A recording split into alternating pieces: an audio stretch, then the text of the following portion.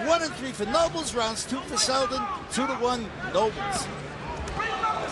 And now as we get into the fourth round, and I was trying to put us into the fourth round early, but finally we're there. And Seldon, as you can see,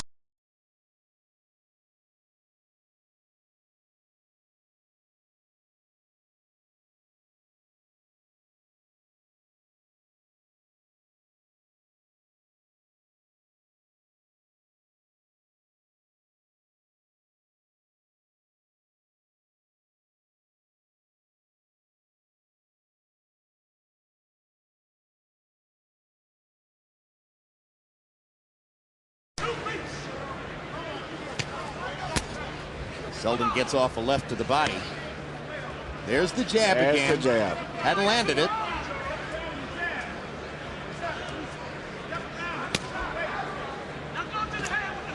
Nobles is being really smart in this round, Emmanuel. He's got the fight where he wants it, so he's just hunting Seldon's body and trying to take out whatever's left of Seldon's energy. You can see Seldon gradually weakening, but by the same token right now, Nobles look like he may have gotten a little tired and fatigued also. Nobles loading an uppercut. Couldn't get it to find the target. Yeah, this is a fight, as I said, just who can dig down the deepest and win these type of fights here, because the skill level is pretty much the same.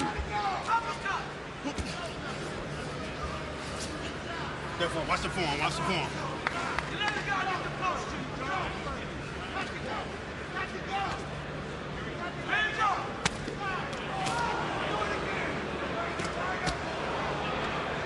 I got you. Stop. Well, if Seldon's last appearance in Las Vegas was a blot on the record of his manhood, this, as Emmanuel Stewart has pointed out, is something different. It doesn't look as though he has a chance to win the fight, but he has hung in against hellacious punishment, particularly for the last 2 rounds. There's a left hook. There's another left hook. The last stand of Bruce Seldon, perhaps. Lands a jab out of the southpaw stance. And throws a right hand that catches Nobles on the button. But not enough pop on it to make any difference at this point. And Nobles bangs away with 2 more hard shots to the body before they go to their corners.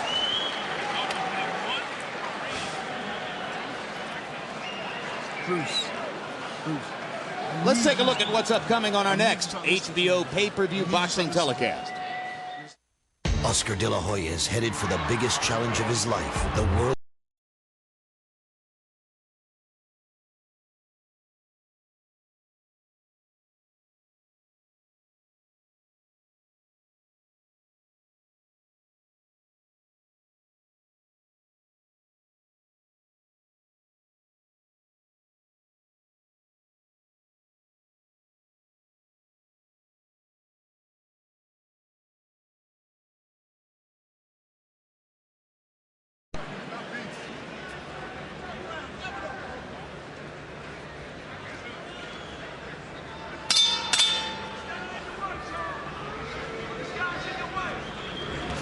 We enter round 5 of a scheduled 10-round affair between heavyweights Gerald Nobles in the white trunks and Bruce Seldon in the gold trunks. Seldon, a one-time heavyweight title belt holder, trying to mount a comeback late in life, age 37. And Nobles, at 33, a relatively inexperienced younger heavyweight, even at age 33, trying to make his way up toward contender status.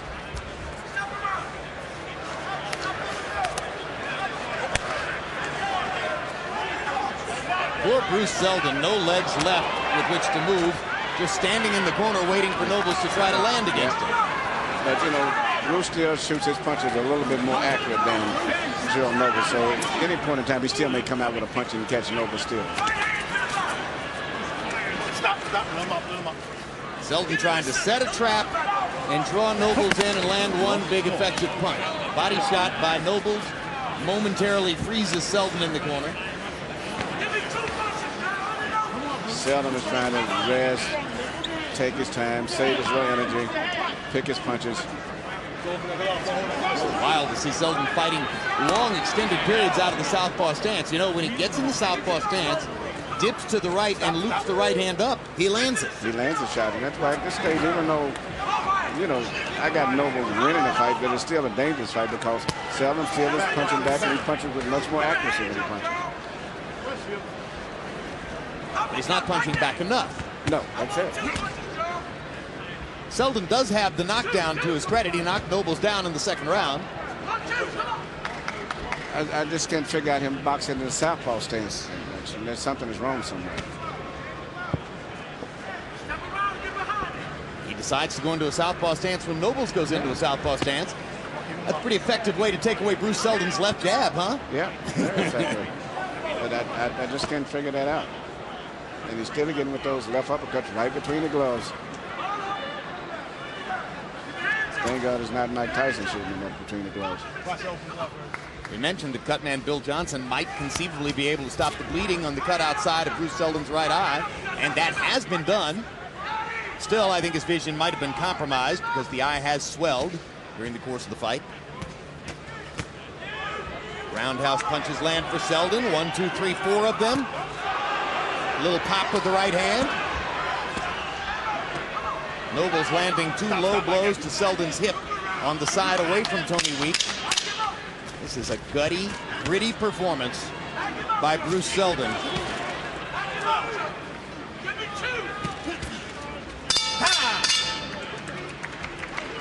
A fighter not known for guts and grit prior to this. Tremendous performance in terms of guts. How you feel? Because he's been hit with a lot of good punches, and there's any reason, particularly after 8 years off, he could have quit, and no one would have criticized him. No one would criticize Seldon for finding a soft spot on the canvas. He hasn't done it. No, he's... Put together combination of punches. Bruce, you're getting beat by a man with titties. Come on, man. You got him, Bruce. Bruce. That titties. He can't beat you, man. Got him. You got to beat you. Move around. You got him. From Don't side let to this man side. beat you. Move your head from side to Don't side let with this your man jab. beat you. This guy beat you. Giving him the face. Baby Bruce, boy. look. There's no harm in stepping around him. You're not stepping here, there's punches through here and over there. Now you do that. We don't want no wall. Take him the hell out of here, though. Combination. You touch and go. Don't. Seconds out.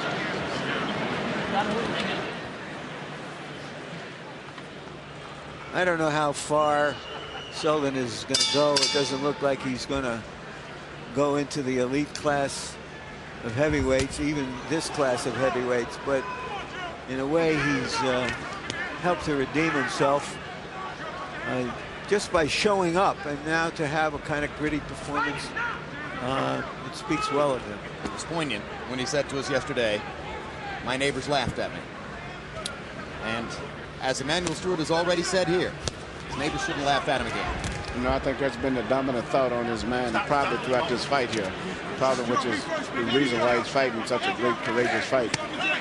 Well, a courageous fight. Yeah. Not a great fight. Seldon switches back to the conventional side. Noble stays in the southpaw stance.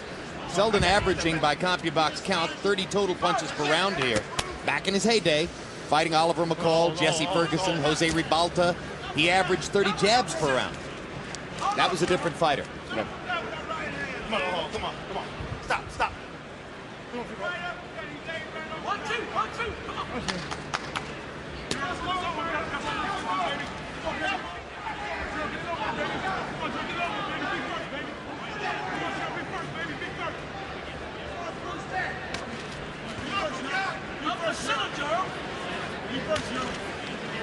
Bring it up the center, Gerald. Hold up. On the nose. Come on. Now move your body some. Put your head some. Go hold him. Hold up, Gerald. Keep your hands up. That's right here. Bruce Seldon firing 2 right hands out of that southpaw stance against the ropes. It's actually more of a southpaw lean at this point.